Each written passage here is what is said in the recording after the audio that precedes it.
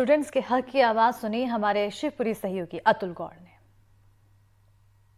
NEET का exam कहने को पूरा नीट एंड क्लीन होना चाहिए, लेकिन नीट नहीं रहा, क्लीन नहीं रहा। और पहले अगर पेपर लीक की बात की जाए तो अब रिजल्ट आने के बाद में कहीं ना कहीं छात्रों के साथ साथ उनके अभिभावकों को भी परेशानियों का सामना करना पड़ रहा है। बात तो यहां तक पहुंची है कि जो नंबर्स मिले हैं वो नंबर भला मिल कैसे सकते हैं। इन तमाम सारी चीज़ों पर आज हम न केवल छात्रों से बात करेंगे, अभिभावकों से बात करेंगे, बल्कि शिक्षकों से भी बात करने की कोशिश करेंगे। और जो नीट की तैयारी करने का मन बनाकर कोचिंग में दाखिला ले चुके हैं, तैयारी कर रहे हैं, उन छात्रों से भी बात करने की कोशिश करेंगे। आइए सबसे पहले इस एग्जाम में शामिल हुए कुछ नीट के छात्रों से बात करते हैं और पूछते हैं कि क्या वो इस रिजल्ट से संतुष्ट हैं। आप नाम बता दीजिए अपना। सर काव्य राठौर।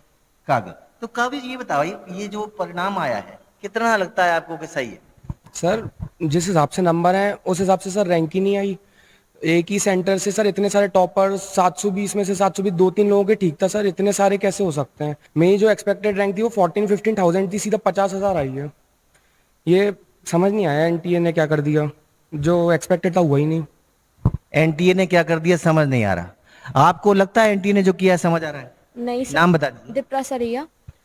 जैसे कि सर एनटीए ने अभी ग्रेस मार्किंग के बारे में जो बताया है, तो उन्होंने बोला है कि 100-150 नंबर की उन्होंने ग्रेस मार्किंग करी है। अगर अपन देखें तो 100-150 नंबर बहुत ज़्यादा होते हैं कॉम्पिटिटिव एग्जाम में, क्योंकि कट ऑफ क्लियर करने के लिए बहुत इंपॉर्टेंट। तो उन्हें किस बेसिस पे जो ग्रेस मार्किंग दी है वो जानना है हम लोगों को, किस बेसिस पे उन्होंने कैलकुलेट किया है। नीट मतलब पूरी इंडिया में सब तैयारी करते हैं, कोई ना सब लोग आवाज उठाएंगे, सब लोग बोल रहे हैं, टीचर्स वगैरह सब बड़े इंस्टीट्यूट वगैरह के सब यहाँ से, मतलब कोई बच्चा पूरे 2 साल मेहनत करे और वो रिजल्ट ना मिले उसे, तो फिर बहुत दुखी होती है। लगी रहा ड्रॉप ही लेना पड़ेगा, और ड्रॉप लेके क्या पता अगली साल भी ऐसा हो, अगली साल का भी कुछ कंफर्म नहीं है। बड़ा सवाल है। छात्र कहती है कि अगले साल भी ऐसा कुछ हो, इसके बारे में भी कुछ नहीं पता। ये जो कॉम्प्लिकेशंस हैं कब खत्म होंगी, कब हमारा सिस्टम नीट एंड क्लीन होगा, इस बात को लेकर न केवल एनडीटीवी अपनी मुहिम चला रहा है, बल्कि इस बात को समझने की पूरी तरह से कोशिश कर रहा है और जमीन पर है।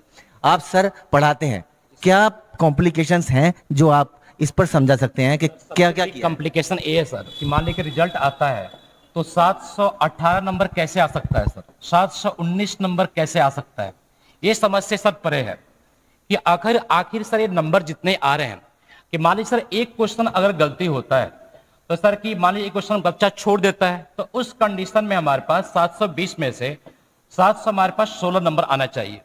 अगर एक क्वेश्चन बच्चा गलती करता है तो उसका नंबर आना चाहिए 715 नंबर आना चाहिए, लेकिन 718 नंबर आना और 719 नंबर आना ये संदेह के घेरे में लाता है। ये जो उन्होंने चीज 5 प्रश्न उठा करके रखे हैं सामने, ये कैसे संभव है? 720 और 716 और 715 जो नंबर मिल सकते हैं वो नहीं मिले हैं तो 719 और 718 कैसे मिले हैं?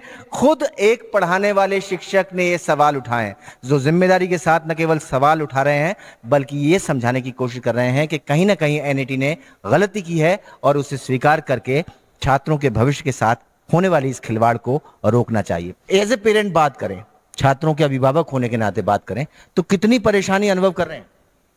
सबसे बड़ी परेशानी तो ये कि आजकल जो रिजल्ट आया उसको देख के बच्चा डिप्रेशन में चला गया, पेरेंट डिप्रेशन में चले गए। एनटीए इतनी बड़ी एजेंसी है जो देश के बच्चों का भविष्य तय करती है। 25 लाख बच्चे नीट के एग्जाम में बैठे, उनका भविष्य एनटीए कंपनी के हाथ में था, एनटीए के हाथ में था। क्या इतनी बड़ी गलती कर सकते हैं? आप बता दीजिए, नाम बता दीजिए। सर मेरा नाम चंचल दाकड़ है, बट जो इसमें मैं नीट की तैयारी कर रहा हूँ और जो रिजल्ट आया है उसको देखकर ऐसा लग रहा है कि कोई फायदा नहीं है नीट करने का, बिकॉज और 720 मार्क्स पर भी सही बच्चों को एम्स नहीं मिल सकता, तो क्या फायदा इस नीट तैयारी करने का? जब हम लोग करेंगे तो हमारे साथ भी कुछ ऐसा भी हो सकता है। तुम्हारे साथ भी कुछ ऐसा हो सकता है, आप बता दीजिए। हमको तो ये लग रहा है कि हमको नीट करने कुछ फायदा भी नहीं है। आप नाम बता दीजिए। मोहम्मद अल्तमश पठान। मोहम्मद साहब, ये बता दीजिए कितना संतुष्ट हैं आप परिणाम से? नहीं, पर थोड़ा तो संतुष्ट नहीं है क्योंकि बोगस रिजल्ट है, वैसा तो अपन कह सकते हैं। ट्रांसपेरेंसी तो बिल्कुल आम हुई है एनटीए की, और अगर रेनिसेंस करना है इसको, अपन को ट्रांसपेरेंसी फिर से मेंटेन करना है तो कोर्ट को इसके अंदर इन्वॉल्व होना चाहिए। कोर्ट को इसके अंदर इन्वॉल्व होना चाहिए, और जिस एजेंसी का अपना एक बेहतर नाम है उसकी एक बेहतर जिम्मेदारी है, और उसके ऊपर अगर देश के 24 लाख से ज्यादा बच्चों के भविष्य की जिम्मेदारी है, तो फिर ऐसे में उस संस्था को पूरी जिम्मेदारी के साथ काम करने के लिए आगे आना पड़ेगा। और अगर कोई त्रुटि हुई है, कोई गलती हुई है, तो उसे बेहिचक स्वीकार करने के अलावा शायद एनईटी के पास कोई चारा नहीं है। शिवपुरी से अपने कैमरा साथी नितिन शर्मा के साथ अतुल गौड़, एनडीटीवी।